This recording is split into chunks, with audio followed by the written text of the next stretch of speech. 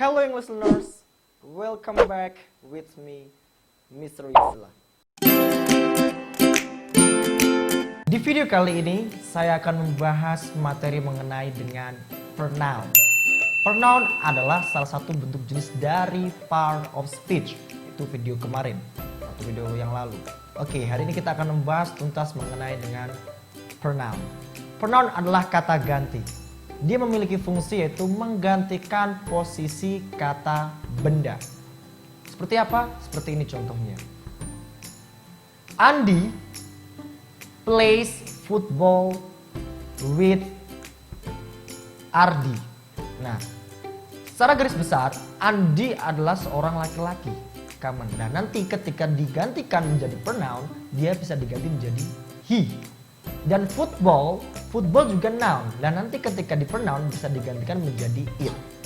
Sama halnya dengan Ardi. Ardi pun sama. Secara garis besar, di dalam kegeneralan, Ardi adalah seorang laki-laki. Nah, nanti dia bisa digantikan dengan him. Kok ada he, ada him. Gimana itu caranya?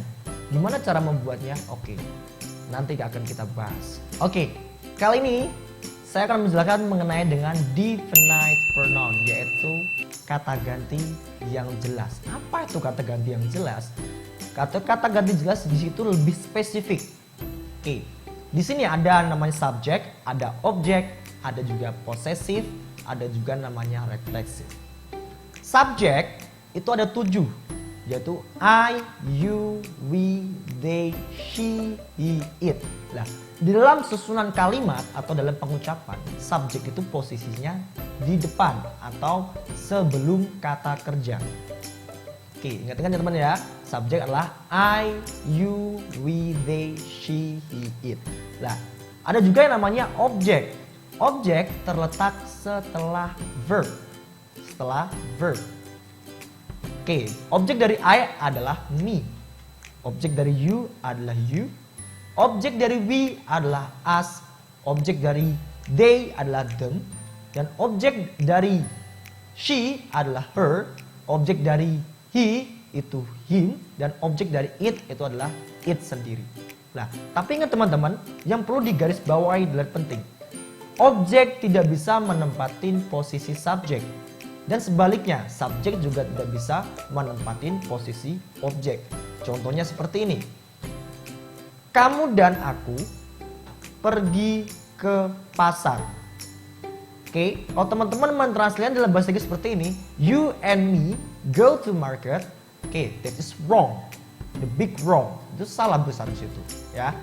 Nah, terus yang benar gimana? Yang benar adalah you and I atau you and I go to market. Selanjutnya ada yang namanya possessive. Possessive itu artinya adalah kepemilikan. Oke. Possessive itu punya dua macam, yaitu possessive adjective dan possessive pronoun. Oke, sekarang adalah possessive. Apa itu possessive? Mungkin teman-teman semuanya dari di rumah maupun di kuliah atau di sekolah mendengar kata-kata possessive itu tidak asing. Oke, possessive artinya adalah kepemilikan.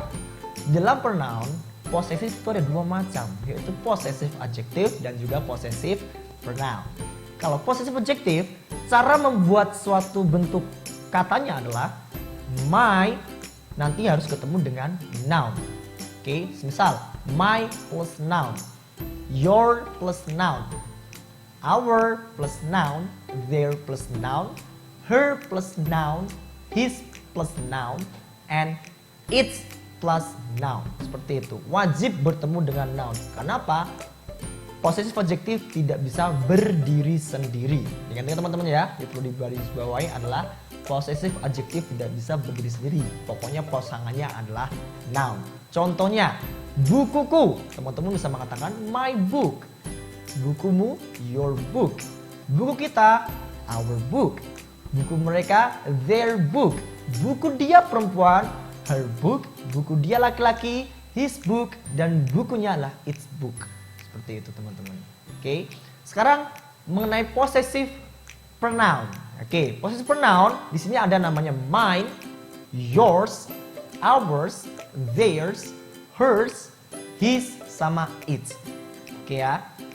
Mine di sini artinya adalah milikku atau milik saya. Yours adalah milik kamu atau milik kalian bisa juga. Ours milik kita atau milik kami. Theirs milik mereka dan hers milik dia perempuan. His milik dia laki-laki, its miliknya. It's-nya di sini maksudnya kembali ke kata benda, tapi kata bendanya bukan ke person atau seseorang. Dia lebih ke bentuk signifikannya adalah bentuk hewan, benda-benda mati, dan tumbuh-tumbuhan. Seperti itu.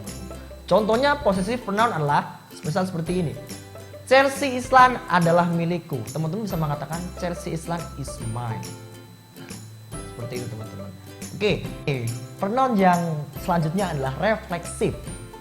Refleksif di sini ada namanya myself, yourself atau yourselves, ourselves, themselves, herself, himself, sama itself.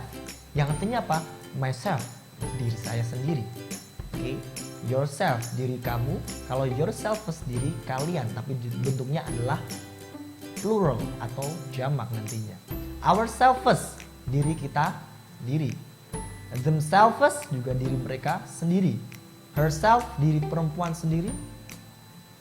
Himself diri laki-laki sendiri dan itself dirinya sendiri. Seperti itu teman-teman. Contohnya tadi saya sudah paparkan.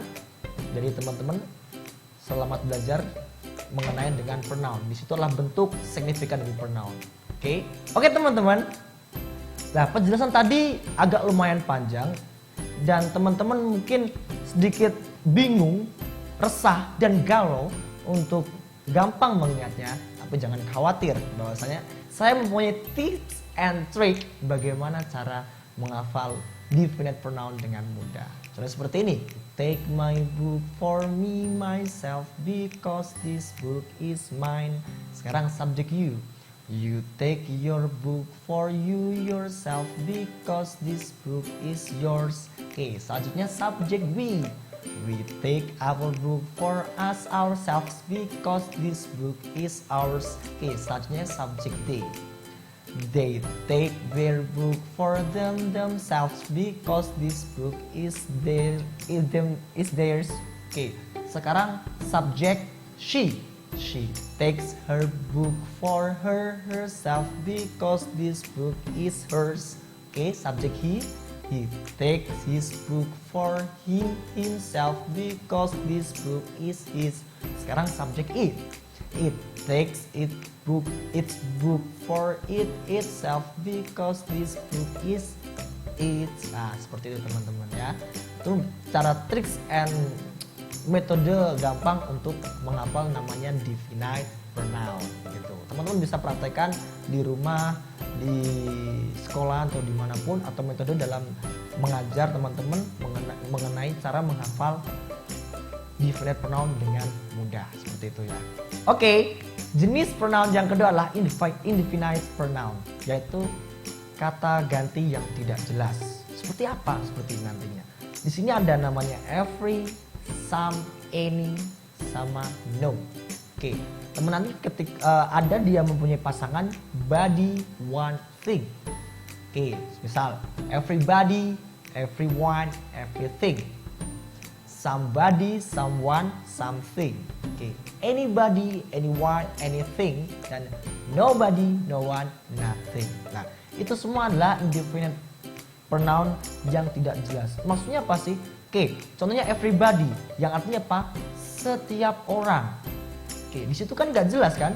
Nggak jelas dalam maksud belum signifikan. Setiap orang itu bisa laki-laki, juga bisa perempuan, bisa juga banyak, juga bisa tunggal. Makanya dia disebut namanya indefinite pronoun. Dalam contohnya semisal seseorang memanggilku.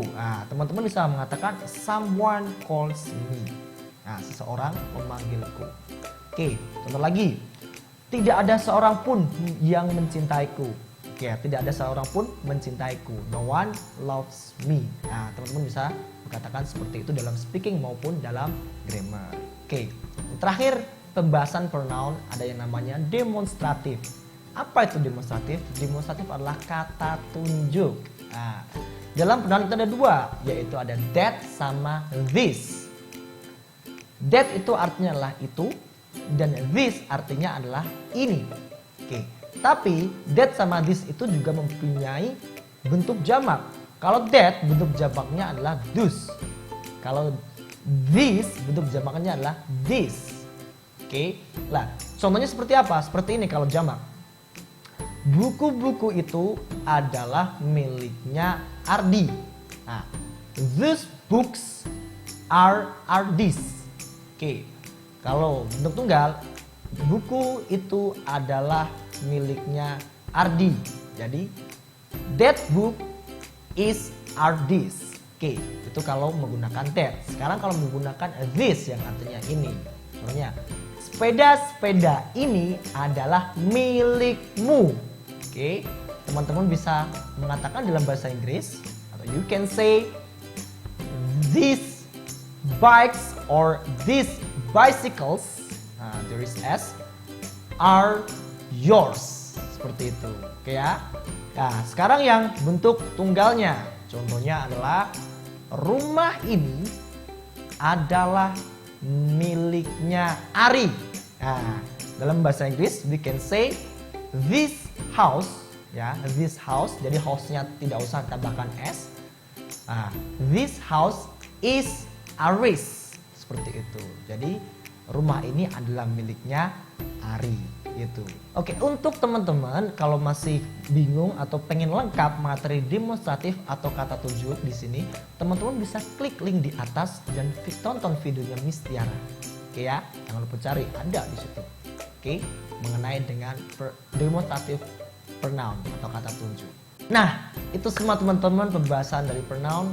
Ingat teman-teman, pronoun itu penting di dalam speaking maupun di dalam grammar. Jadi teman-teman harus bisa menguasai dan harus paham mengenai pronoun. Kalau teman-teman masih bingung mengenai penjelasan saya, bisa komen di kolom komentar di bawah ini ya. Dan jangan lupa like, share, and subscribe this channel. Okay? That's all for me. Thank you so much. See you again and see ya tata.